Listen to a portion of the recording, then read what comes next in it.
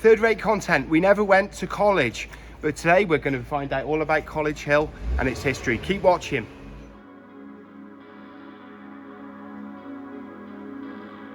Yeah, just while we're in the area, I thought I'd have a quick look at the scaffolding developments or not developments.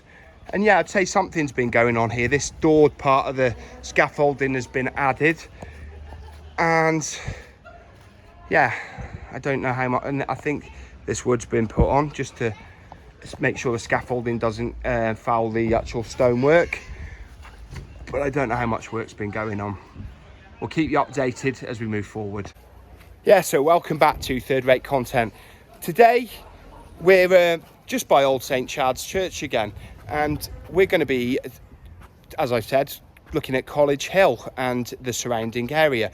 But it was very much linked to what we're going to be looking at to St Chad's, as it was the ecclesiastical college that was linked on to St Chad's, the whole complex that would have surrounded this area right back in the day, in the Dark Ages and late Saxon period. So buckle up and I'll see you out here and we'll find out all about it.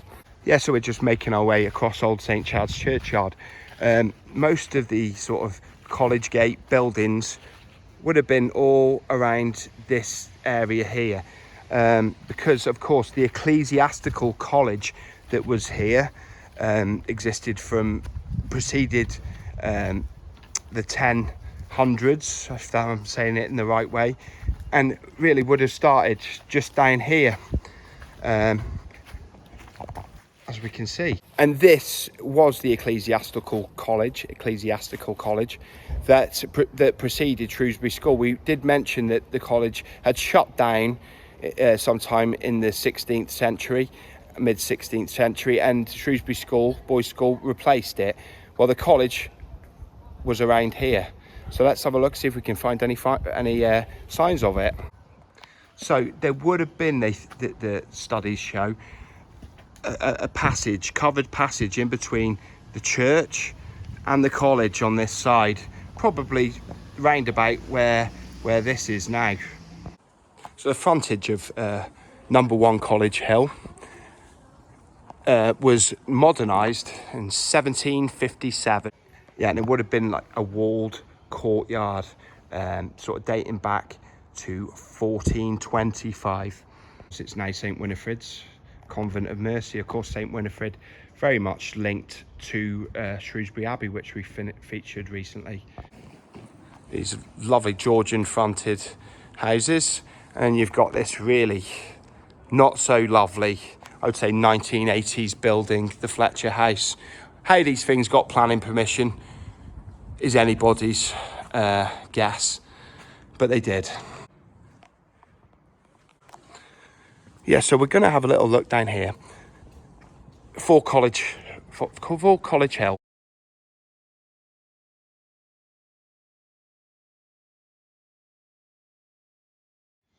Yeah, so the college founded before 1042 and dissolved in 1547. But we're just walking down now to the house that was rented by Robert Clive when he was the mayor of Shrewsbury and the MP for Shrewsbury. As you can see, Clive House. But part of the building here is thought to date back to the ecclesiastical college.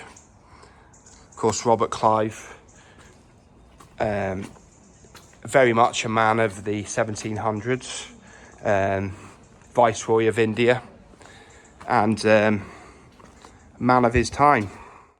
This statue in the square, slightly controversial, back in the crazy days of a couple of years ago when they were pulling down statues. But this statue, very interestingly, was erected 97 years after Clive had died of suicide. He killed himself at age 49. His efforts to reform the East India Company financially were not popular, and he had gallstones, very painful. He was addicted to opium, And all this, they say, led to his decline. A sad end to a man who was a great of his era. The college, where obviously College Hill gets its name, were bought by the Edwards family in 1641.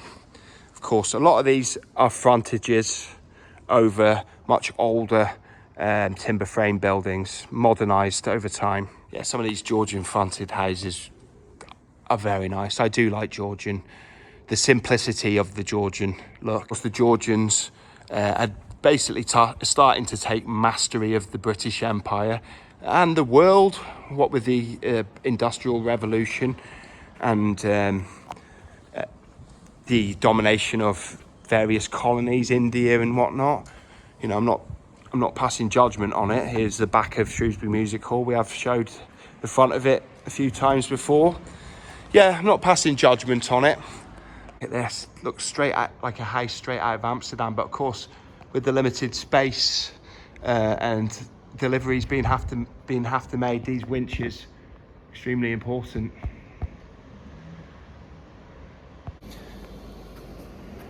Another fine Georgian townhouse. But yeah, we're having an explore around the College Hill area today. Doesn't mean it's the last time we'll be coming here. It's more of an introduction. You know, we may well get other information and be able to single out many more of the buildings, but today we've got a few that we're going to have a talk about and a look at in detail. But it's just nice to get the atmosphere and, you know, see what's on offer in this area.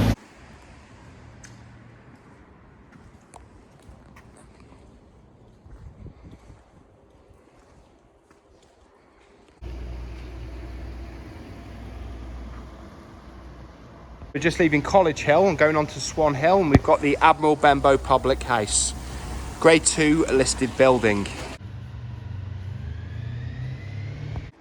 See, these lights are flickering. Can anyone on the comments explain they are not flickering when I look at it not through the camera lens? They look constant. I'd like to know why. So if you do know, please tell us in the comments. Thank you. Yeah, just making a way past the former Weights and Measures office. This is a very fine, I would say, Victorian building, and it was also the police station. Absolutely fantastic detail on this building, on the exterior.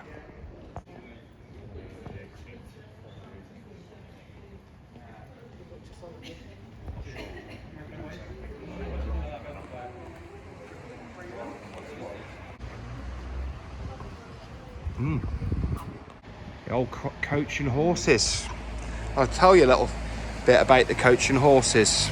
Yeah, sadly, the coach and horses, as you can see, it's to let, shut here on this site as a pub about 2 weeks ago. Yeah, it was well known for its food and drink, and it was here in Shrewsbury for many years. The coach and horses was expanded in the 1980s. It expanded out down this way.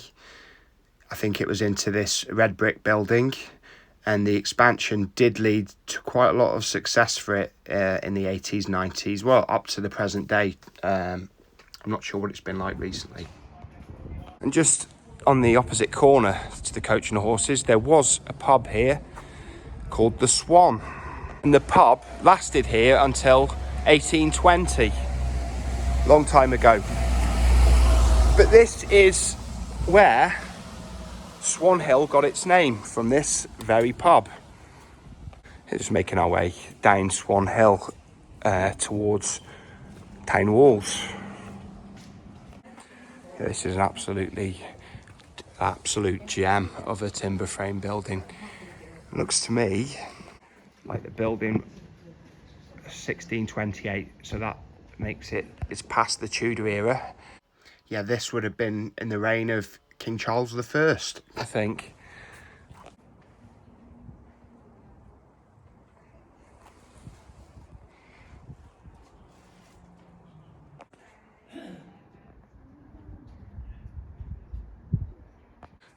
Yeah, got a little third-rate anecdote or recollection concerning this. It was an old people's home, and I did a performance here in drama when I was in year 9 or 10. To the audience in the sort of rec room there, we did it all themed on the World War II experiences of the people who were residents then in the mid-1990s. I don't imagine many of them are left now, but yeah, that's my third-rate recollection. Yeah, it's not the nicest building in this area, but it isn't the ugliest I've seen. But again, it's just that meh sort of 80s, 90s architecture. Just doesn't really say much. We'll just have a little walk up Swan Hill Court. I don't know if this is unadopted, but very, very Georgian, or Georgian facades. I'm not sure. A lot of these buildings in this area are considerably older. I'm not saying these exactly, but obviously, as in the Georgian era, 1700s, early 1800s, obviously it was the fashion, if you had the money, to modernise them. Yeah, and that's what I was saying about Georgian architecture. I do like the clean lines and simplicity of it, and that classical kind of styling.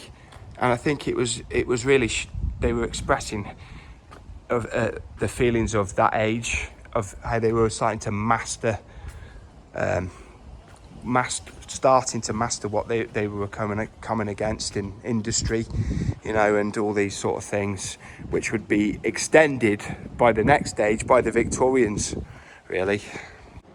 Yeah, very fine row of Georgian style houses here. St Chad's, new St Chad's, viewed from Swan Hill. It's really lucky for some. Yeah, Swan Hill Congregational Church. Let's have a little closer look and see if it is still a church or if it's apartments now. I'm not sure. I should know this already. Yeah, with this very trendy, aged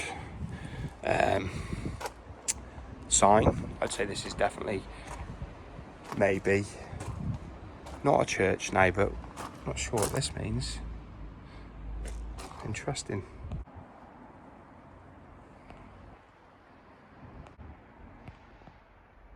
It's the side of the church we were just looking at. A sort of sun feature. Sun and a pyramid. Very interesting. We're just making our way from Swan Hill onto sort of town walls. We didn't show this on the actual town walls video. It was Shrewsbury Girls' School, and then the former eye, ear and throat hospital, which is now apartments. Very much Victorian archetypal red brick building. The last patient to undergo surgery here was a lady on the 23rd of January 1998, and the hospital was built in 1881.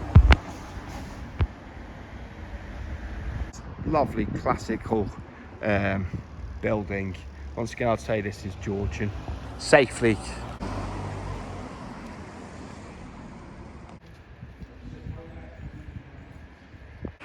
Yeah, the Old Shropshire Horticultural Society is a huge landowner and property owner, more accurately described, in Shrewsbury. Owns most of the property on town walls, just the other side of town walls that we have covered.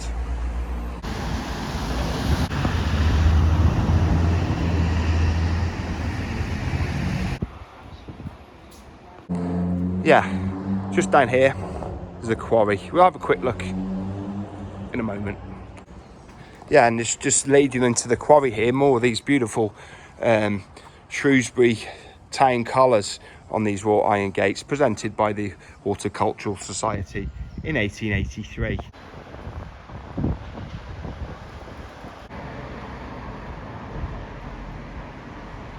Just making our way down St John's Hill. Absolutely, again, beautiful Georgian frontages on these townhouses, and I do like these villa style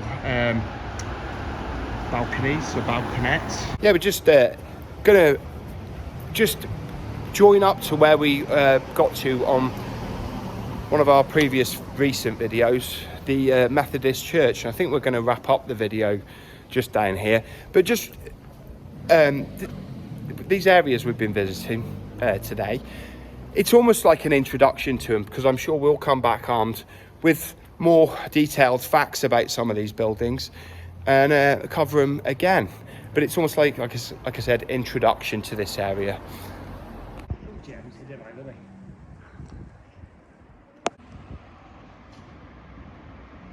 This very interesting house has got a very interesting badge on it. Yeah, this is a fire insurance badge.